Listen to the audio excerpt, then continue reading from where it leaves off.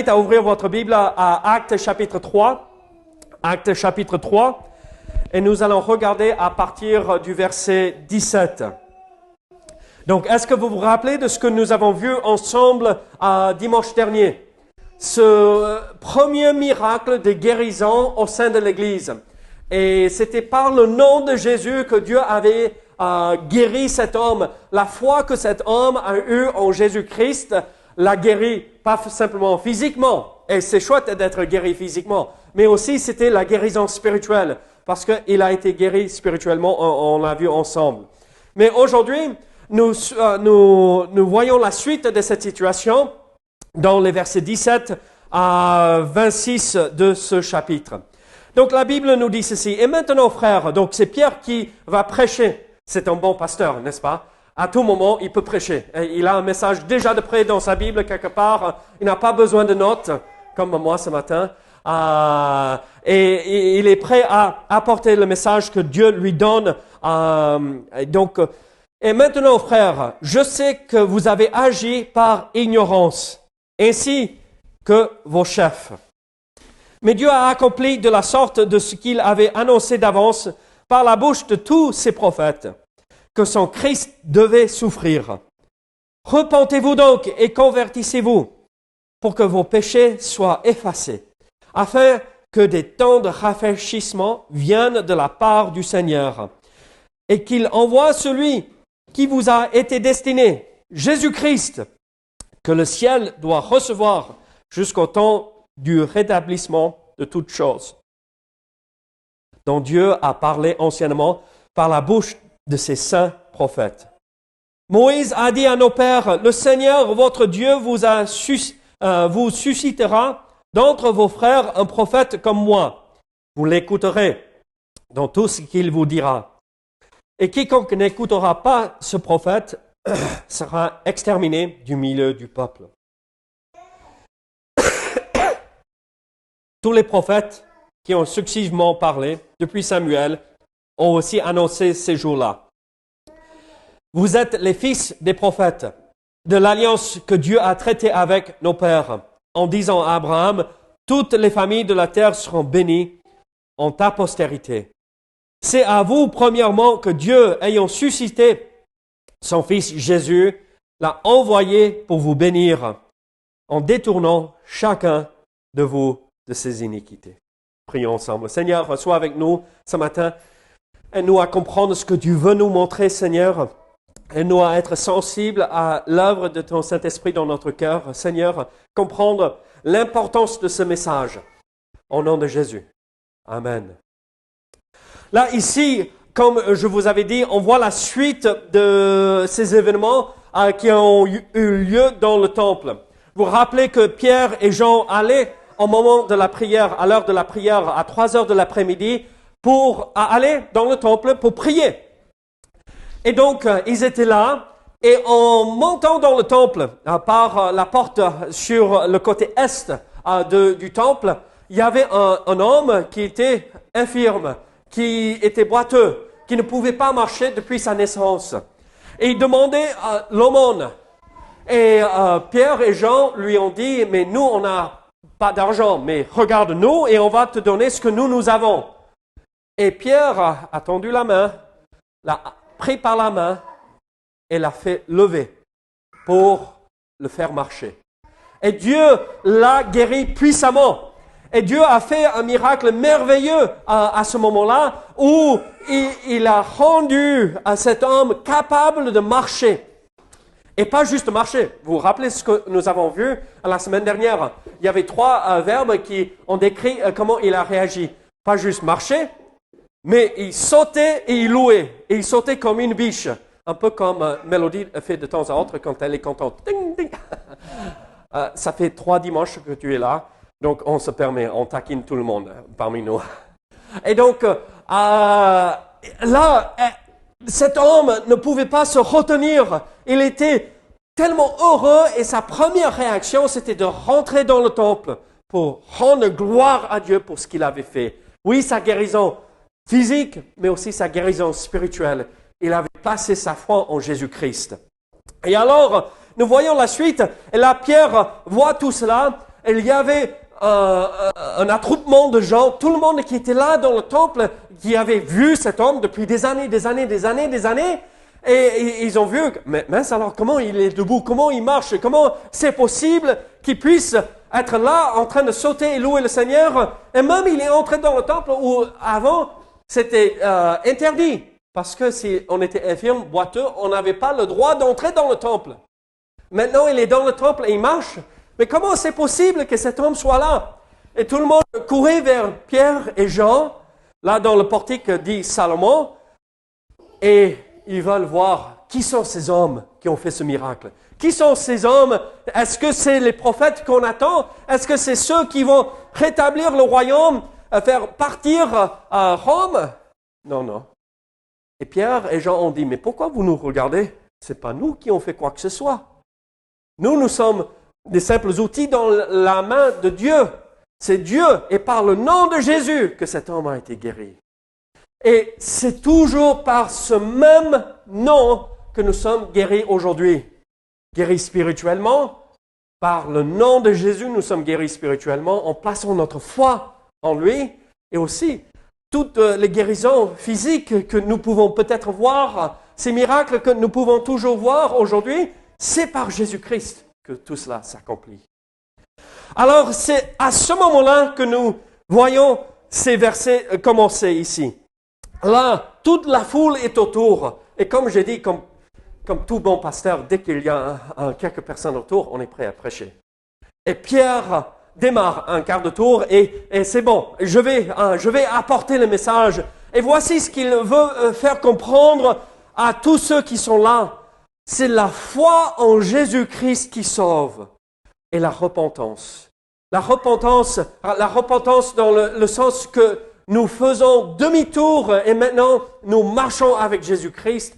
Il nous pardonne et nous pouvons marcher avec lui le restant de notre vie.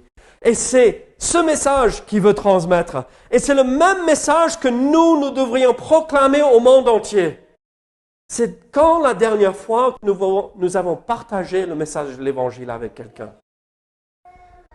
Nous sommes appelés à être le sel et la lumière de ce monde. Et alors, à nous d'être ce sel et la lumière. Oups, quelqu'un est tombé. Est-ce que vous êtes le sel et la lumière de ce monde? Regardez comment Pierre et Jean ont accompli cela. Regardez versets 17 et 18 à nouveau. « Et maintenant, frères, je sais que vous avez agi par ignorance, ainsi que vos chefs. Mais Dieu a accompli de la sorte ce qu'il avait annoncé d'avance par la bouche de tous ses prophètes, que son Christ devait souffrir. » Qu'est-ce que nous voyons ici? En fait, voici le début du message. Voici le message de l'Évangile. Vous vous rappelez de ce que l'apôtre Paul avait dit à l'église de Corinthe, dans 1 Corinthiens 15, que Christ est mort pour nos péchés. Et alors, là, Pierre proclame à ces Juifs que leur Messie devait souffrir, qu'il devait mourir. Et c'est eux qui l'ont fait mourir, même par ignorance, mais c'est eux qui l'ont fait mourir. Et alors, nous voyons que la première chose qu'il faut comprendre concernant ce message qui sauve, qui nous pardonne de nos péchés, c'est que quelqu'un a dû prendre notre place, payer la dette de nos péchés. Et même comprendre qu'un seul péché, le salaire de ce péché, c'est la mort. La mort. Et quelqu'un a dû payer cette dette. Et là, Pierre proclame à ces Juifs, si vous croyez dans ce Messie qui est mort à votre place, Dieu vous sauvera. Mes amis, c'est le même message qu'on a besoin d'entendre aussi. C'est le même message qu'on a besoin de partager. Que Christ est mort, il a souffert pour chacun de nous. Quand Christ est mort à la croix, il ne pensait pas « je meurs pour le monde entier ». Oui, il pensait à cela. Mais quand Christ est mort à la croix, vous savez à qui il pensait? À Paul, à Sylvia, à Isabelle, à Rose, à Mary Jo, et chacun de nous. Et donc, dans sa souffrance, il pensait à nous. Il a versé son sang pour nous racheter de nos péchés. Mais regardez,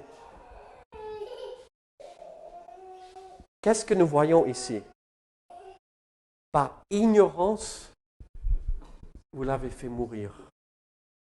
Par ignorance, vos chefs l'ont fait mourir. Vous et moi, la plupart du temps, nous faisons des choses et des péchés exprès. On sait bien ce que nous faisons. N'est-ce pas? Mais on voit la miséricorde et la grâce de Dieu. Même ceux qui ont fait mourir son Fils, il était prêt à les pardonner et les sauver. Alors, c'est un exemple de pardon que nous pouvons aussi apporter à tous ceux qui nous entourent. Qu'est-ce que les autres ont fait contre nous? Et pourquoi ne pouvons-nous pas les pardonner? Est-ce qu'ils ont tué notre fils ou notre fille? Non. Si Dieu a pu pardonner cela, nous pouvons aussi pardonner aux autres ce qu'ils ont fait. Alors, la première chose que nous voyons ici dans les versets 17 et 18, c'est que le Messie devait souffrir. Ça a été annoncé par les prophètes depuis le début, depuis toujours. Et il est mort à notre place. Mais regardez versets 19 à 21, nous voyons aussi un autre aspect de ce message que Pierre a proclamé ce jour-là. Repentez-vous donc et convertissez-vous pour que vos péchés soient effacés, afin que des temps de rafraîchissement viennent de la part du Seigneur et qu'il envoie celui qui vous a été destiné, Jésus-Christ, que le ciel doit recevoir jusqu'au temps de rétablissement de toutes choses, dont Dieu a parlé anciennement par la bouche de ses saints prophètes. Alors, qu'est-ce que nous voyons? En fait, il y a deux idées ici liées, et on va regarder les versets 20 et 21 en premier. La première chose que nous voyons ici qui est liée avec le salut, c'est cette réalité que le salut, on le reçoit, on est justifié dans l'instant où nous plaçons notre foi en Jésus-Christ, n'est-ce pas? On est déclaré juste et on rentre dans une relation avec Christ à ce moment-là. Mais le salut aussi s'accomplit progressivement et s'accomplira parfaitement quand Christ reviendra pour rétablir son royaume. Qu'est-ce qu'on voit en versets 20 et 21? Afin que des temps de rafraîchissement viennent de la part du Seigneur et qu'il envoie celui qui vous a été destiné, Jésus-Christ, que le ciel doit recevoir jusqu'au temps du rétablissement de toutes choses dont Dieu a parlé anciennement de la bouche de ses saints prophètes. Tout ça, ça n'arrivera pas avant la fin de la tribulation. Avant que Christ revienne sur cette terre pour rétablir le royaume qui a été promis. Et alors, l'idée ici, c'est que tout Israël, à un moment donné, sera sauvé. Et après, ils auront le Messie comme leur sauveur. Et nous avons vu, quand on a étudié le livre d'Apocalypse, l'accomplissement de cela. Vous vous rappelez? Avec le tremblement de terre qui a eu lieu à Jérusalem. Vous vous rappelez de ce message? Où ils ont vu Dieu juger et Christ juger le monde entier. Et beaucoup sont morts à Jérusalem. Et ils ont regardé, ils ont compris, c'est lui, notre Messie. Et ils l'ont accepté. À partir de ce moment-là, tous étaient sauvés. Tous d'Israël. Et par la suite, c'était terminé assez rapidement et Christ est revenu pour établir le royaume. Alors, nous comprenons que le salut, oui, c'est dans le moment où nous plaçons notre foi en Jésus-Christ, mais ça va s'accomplir parfaitement dans l'avenir, avec le royaume, avec l'éternité future où nous allons passer toute l'éternité avec Christ. Ce n'est pas juste une assurance incendie. D'accord? Je suis sauvé et je ne vais pas aller en enfer. Non, mais c'est une assurance pour toute l'éternité. On passera avec Christ. Mais là, voici ce qui est important de comprendre dans le verset 19. Qu'est-ce que nous voyons? Comment avoir l'accomplissement de cela dans l'avenir? Regardez verset 19. Repentez-vous. Repentez-vous donc et convertissez-vous pour que vos péchés soient effacés.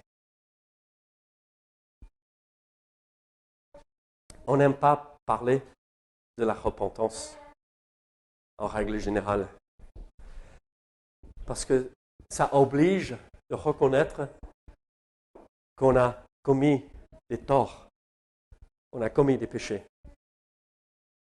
Paul, tu es un homme, n'est-ce pas? Est-ce que tu aimes demander pardon à ton chéri quand tu as fait quelque chose de mal?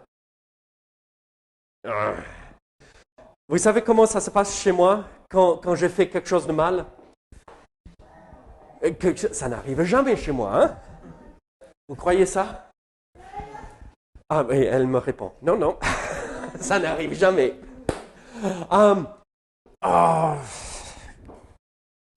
Chérie, tu sais,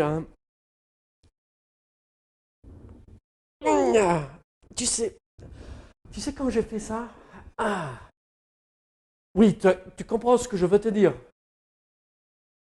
Ok, je t'aime. Tous les hommes rigolent parce que ils savent comment ça se passe. Et les femmes sont là, mais les hommes, c'est incroyable, ils ne savent pas demander pardon. Mais c'est ridicule, c'est n'importe quoi. Et mesdames, vous êtes vraiment rapides à demander pardon. Oh chérie, désolé. Oh chérie, j'ai pas fait ça exprès. Oh chérie. Mais parfois, vous avez demandé pardon, mais vous n'avez pas vraiment réglé l'histoire. Et ça traîne, et ça traîne, et ça traîne. On a dit ce qu'il fallait dire, mais on n'a pas fait ce qu'il fallait faire. Et l'amertume reste, n'est-ce pas? Donc on a tous nos défauts. J'ai couvert tout le monde, les dames et les messieurs, d'accord? Donc ne soyez pas fâchés avec moi.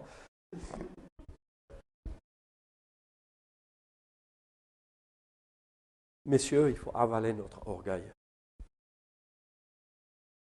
Mesdames aussi.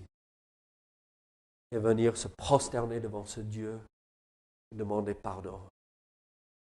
Reconnaître qu'on a tort, qu'on a commis des péchés.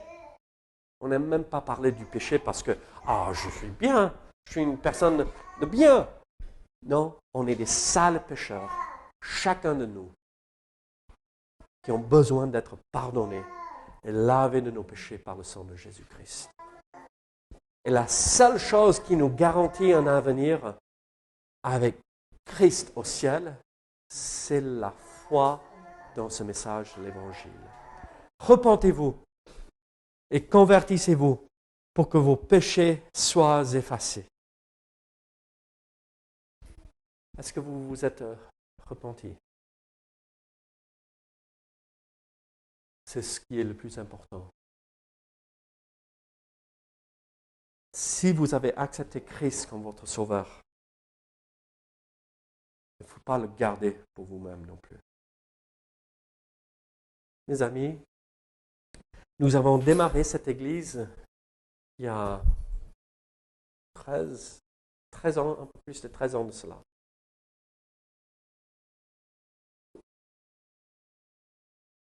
La raison pour laquelle nous avons démarré cette assemblée, ce n'était pas pour que j'ai un boulot.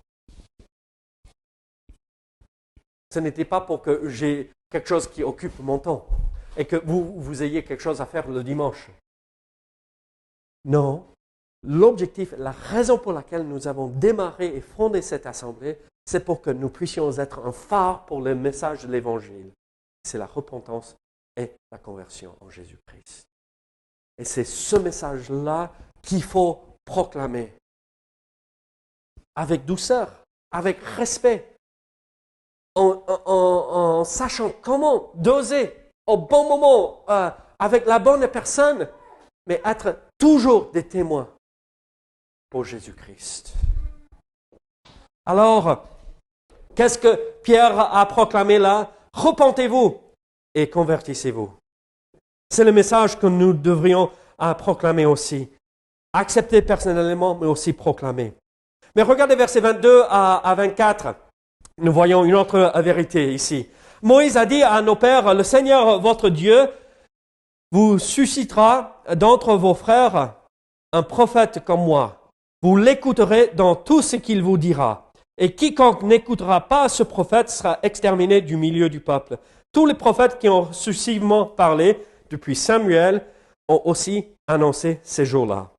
Qu'est-ce que nous voyons ici? On pourrait le résumer d'une autre façon. En fait, le Seigneur, donc Dieu, allait envoyer un autre prophète. Jésus-Christ était aussi prophète. On le sait, n'est-ce pas? Il était Dieu, il était le Messie, mais il était aussi prophète. Et Dieu a envoyé le Messie, le Sauveur. Et regardez, quiconque ne l'écoute pas sera exterminé du milieu du peuple. Ça, c'est pas chouette. Ça, c'est pas très réjouissant, n'est-ce pas? J'ai entendu quelqu'un dire, mais David, tu sais, le christianisme, c'est assez exclusif, n'est-ce pas? C'est vous et personne de plus. Non, on dit, tout le monde peut venir et on veut que tout le monde vienne. Mais en dehors de Jésus-Christ, il n'y a pas de salut. C'est ce que la Bible dit. Il n'y a pas autre moyen. Ce n'est pas nous pour dire on est les meilleurs. Non, c'est à nous de proclamer Jésus seul est notre espoir. Jésus seul est le chemin qui mène à la vérité et la vie. Et mes amis, il ne faut pas mélanger les choses, même si ça ne plaît pas dans cette société dans laquelle nous nous retrouvons, que tout le monde va bien, tout le monde est bien, tout le monde est gentil et joli. Non, tout le monde n'est pas bien. Non, tout le monde n'est pas bon et gentil. Tout le monde a le même problème. Et le seul remède pour ce problème, c'est ce prophète qui allait venir et il faut l'écouter, sinon on sera exterminé du milieu du peuple. C'est Jésus-Christ. Mes amis, ne proclamez pas une église. Ne dites pas, venez à mon église et ça va aller. Cette église ici ne va pas vous sauver. La foi en Jésus-Christ vous sauvera. Ne dites pas ceci ou cela, ou cette personne, ou ce pasteur, ou... Non. Jésus et Jésus seul. Donc, au verset 17 et 18, nous voyons que c'est la grâce qui nous sauve par la souffrance de Jésus-Christ. Il faut se repentir, se convertir. Il n'y a pas de salut en dehors de Jésus. Mais en versets 25 et 26, nous voyons une dernière vérité. Vous êtes les fils des prophètes et de l'alliance que Dieu a traitée avec nos pères. En disant à Abraham, toutes les familles de la terre seront bénies en ta postérité. C'est à vous, premièrement, que Dieu, ayant suscité son Fils Jésus, l'a envoyé pour vous bénir en détournant chacun de vous de ses iniquités. Vous voulez recevoir la bénédiction de Dieu?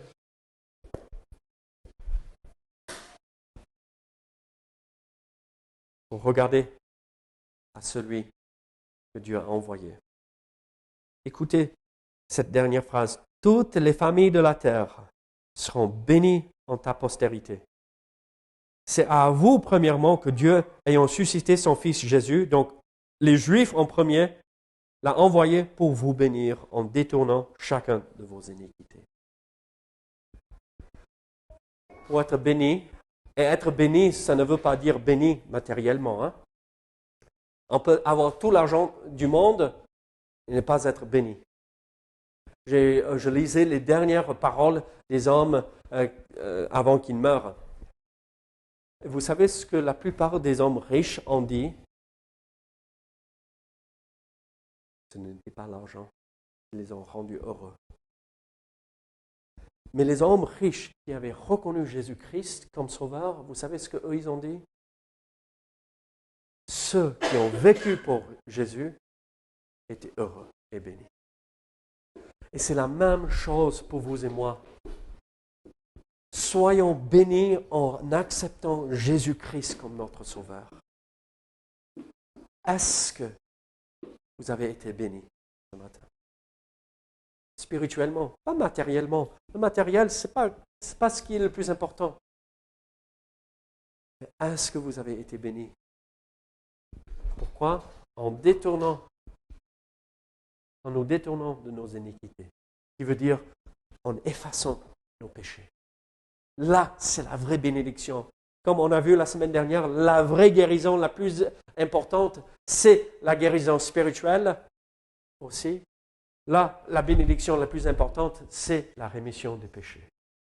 Que ça soit effacé et lavé. Vous savez ce que le psalmiste a dit? Quand Dieu pardonne le péché, voyons si vous êtes fort. J'ai utilisé cette illustration déjà. Quand Dieu efface et pardonne le péché, il le prend, il le jette aussi loin que l'ouest et de l'est. Alors, c'est à quelle distance? Si je vous disais que, ok, je vais aller vers l'ouest, je vais rentrer chez moi aux US, et je tourne vers l'ouest, à quel moment dans mon voyage est-ce que je vais commencer à tourner vers l'est? Jamais. Je tourne toujours vers l'ouest. Je contourne le globe, la Terre, la planète, mais je tourne toujours vers l'ouest. Mais imaginez si Dieu avait dit, je jette aussi loin ton péché, du nord et du sud. J'ai chaud. Je veux retrouver un peu de fraîcheur, donc je monte vers l'Angleterre. Je vais monter dans les pays scandinaves. Et je vais continuer jusqu'à ce que je commence à tourner vers le sud. À quel moment je vais commencer à aller vers le sud? Dès que je dépasse le pôle Nord, n'est-ce pas? Et à ce moment-là, je commence à aller vers le sud. Vous savez ce que ça veut dire? Dieu jette le péché aussi loin que l'ouest et de l'est. Ça veut dire il n'y a nulle part, ça n'existe plus. C'est complètement et entièrement effacé et pardonné. Notre péché, si nous avons demandé au Seigneur Jésus-Christ de nous laver de nos péchés en passant notre foi en lui, a été pas juste recouvert. Vous savez, les stylos, Caris apprend à écrire à l'instant. Et là, le blanc pour recouvrir, ça c'est pas pardonner le péché. On prend la gomme et on efface. Et cette gomme-là, le pardon de Jésus-Christ, elle est vraiment efficace. Il n'y a même plus de traces. On a été entièrement lavé.